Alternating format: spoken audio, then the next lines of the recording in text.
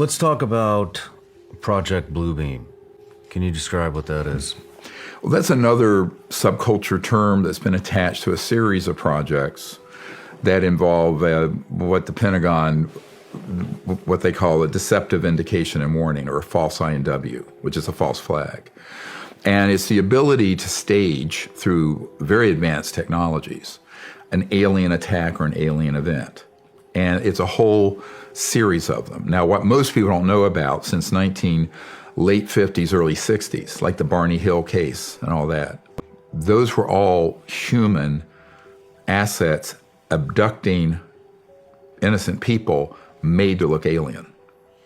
And so that psychological warfare was authorized in 1953, 54.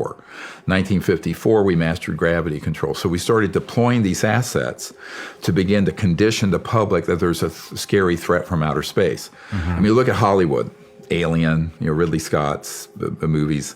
If you want to see a script for what's coming fairly soon, look at the movie Independence Day. Okay. It's right at a central casting for this covert group. So what their whole purpose is to create sort of a global militarized totalitarian superstate of the world fighting another world. It's like War of the Worlds. Okay. And that's been a 70-year defense plan. And I know people who've seen that plan. Carol Rosin saw the plan, who is Werner von Braun's spokesperson, who's on our team.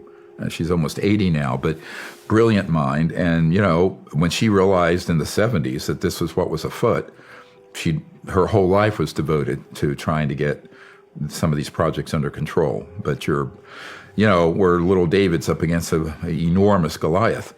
And nevertheless, the truth, if people want the truth, Gloria Steinem said, the truth will set you free, but first it'll piss you off. It's time for people to, actually realize that this is something they have to take seriously. So now, if you add those capabilities to holographic capability, scalar weapon capability, space-time systems where you can alter the flow of space-time in an area, which gets into some really... At the CIA, they call this WSFM, weird science and frickin' magic. At my uncle's company, I met an engineer that dealt with this stuff a couple of years ago, and he said, we just call it PFM, pure fucking magic, excuse my language. But he says, literally, that's what we call it. So you're dealing with technologies that are, and this is the problem, I call it the big technology gap between what conventional Pentagon, Special Forces, Joint Staff, Senate Intel, Armed Services, House Intel, the President, National Security people, what they know and what this group has. So what they know, it's like this is, just to make this real for people. When I was briefing years ago, the admiral in charge of J2, Joint Intelligence for Joint Chiefs of Staff, Admiral Wilson, and that memo leaked out where he was debriefed by Dr. Davis, and everyone went, oh, my God. And it states, I was there for a stand-up briefing, and what they don't know is that at the end of it, I asked the Admiral to help us get to, and this is 97, this is 26 years ago. And he said, well, I don't know how I'm going to help with something when the best technology we can deploy, is a B-2 stealth.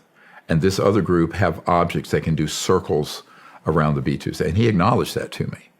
I said, well, that doesn't mean you can't. He says, well, I can't unless it's authorized. I said, well, where do you need the authorization?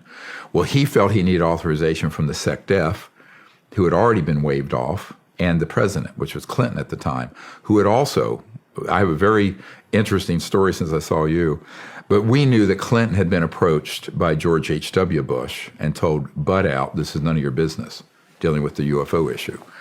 Because this was one of the very first things Clinton wanted to know about, because I knew people who lived at the White House with him.